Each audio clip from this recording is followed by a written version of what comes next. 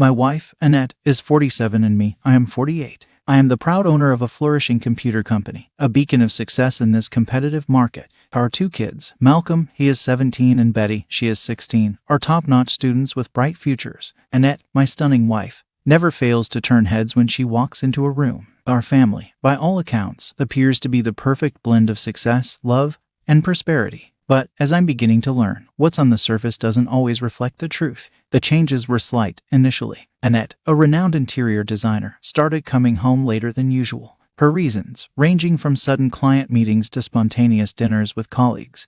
Then there were the secretive phone conversations she'd have behind closed doors. On top of that, there were times when she would mysteriously disappear during the day, only to reappear with casual justifications of spontaneous gym visits or shopping sprees. An unsettling sensation began to creep into my mind, suggesting that these pieces didn't fit together as neatly as she portrayed.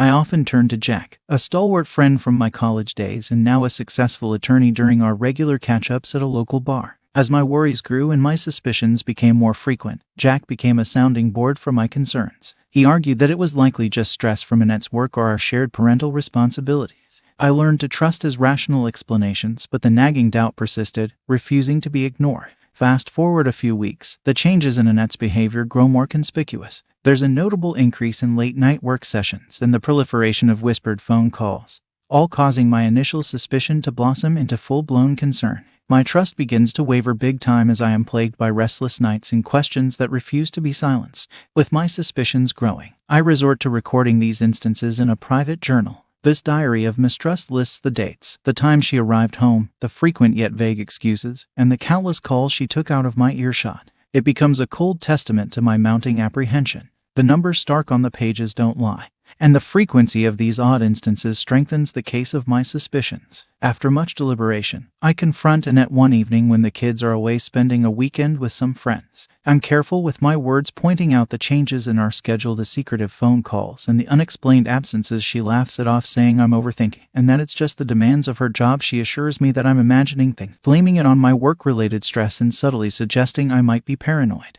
Her casual dismissal stings, but it's the ease with which she lies that alarms me the most. She wraps up the conversation with a swift kiss on my cheek, leaving me alone with my thoughts and the persisting question, am I paranoid or is she really hiding something? One afternoon I called Jack over to my office, away from the chaos of family life. I spill out my doubts, my fears, and my findings from the journal. After Jack listens to me, he then says, have you considered hiring a private investigator? The suggestion, though unexpected, isn't dismissed. Jack argues it might be the best way to put my doubts to rest once and for all. After a long moment of contemplation, I realize that I have reached a juncture where this feels like a viable option. It might give me solid answers and with any luck put an end to the suspicion corroding my peace of mind. After Jack leaves my office, I immediately do some research on private investigators and make an appointment.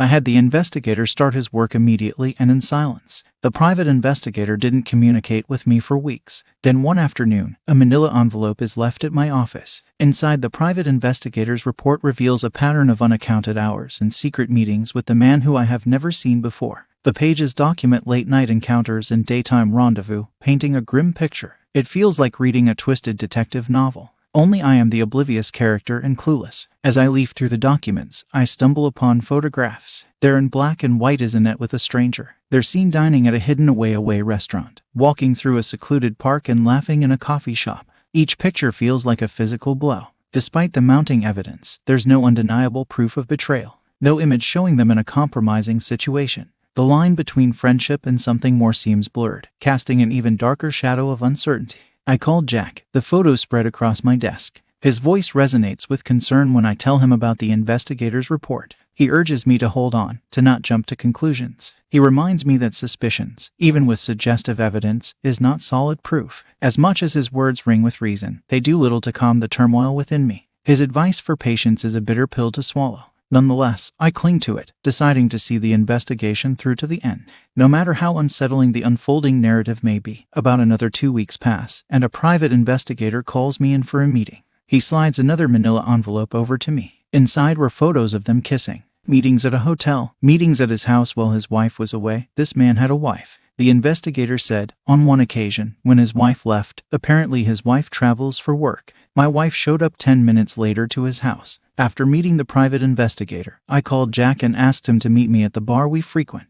When he got there, I him everything. His exact words were, "Man, I am so sorry." Then he asked me what was I planning to do. I basically told him we're finished. I can't trust her anymore. She lied to my face when I first told her about my concerns. Since Jack was a personal injury lawyer, he gave me the contact information for a good divorce lawyer in our area. The next morning I called the divorce attorney and gave her all the information the private investigator gathered. I haven't said anything to the kids or my wife. I had the divorce attorney file for divorce on the grounds of infidelity. Now I had the task of informing the other betrayed spouse, but I didn't want her husband to find out. I didn't know where she worked or what her travel schedule was. In the meantime, I started cleaning up my finances. My wife has access to 3 of my credit cards. 2 of them had hefty balances, exceeding $10,000 each. I immediately closed the 2 credit cards and kept the other one open, but I removed her as an authorized user. We had 3 bank accounts. I opened 2 accounts at another bank and started moving money over to one of them. I removed my wife from my life insurance policy. While all this was taking place, I asked a private investigator could he inform me when the other betrayed spouse returned,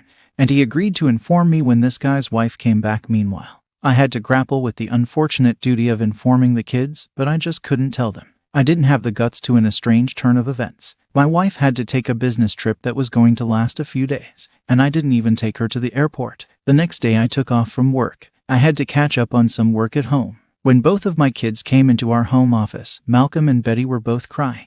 Then they told me what I was afraid to tell them. They told me that their mother was messing around on me and they didn't know how to tell me. I told them I already knew. We started piecing together timelines. Turns out the kids knew a couple of months before I did. But I wasn't mad at them. I would imagine it would be tough to tell someone news like that. Well, fast forward a few days and my wife gets back. When she gets home, all her stuff is packed. Copies of all the information that private investigator compiled is sitting on top of her stuff. I immediately told her, "It's best you leave as soon as you can."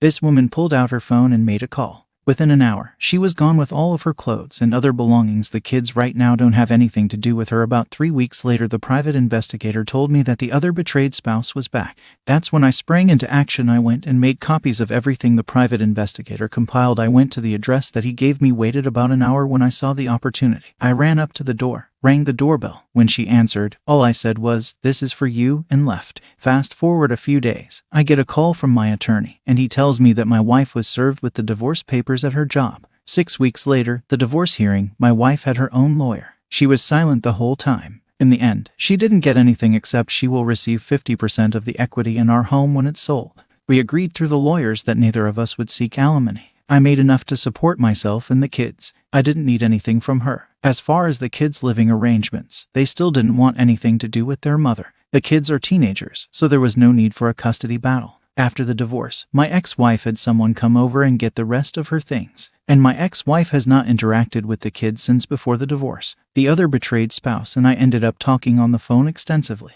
She has 2 kids and 1 kid is autistic. She has also filed for divorce and kicked her husband out of the house. She also told me that her husband has stopped seeing my ex-wife. My kids and I will be fine. But I told the kids, even though their mom and I are not together, try not to hold a grudge forever. Both of my kids said they don't know if they can forgive their mom. Well, no time soon anyway.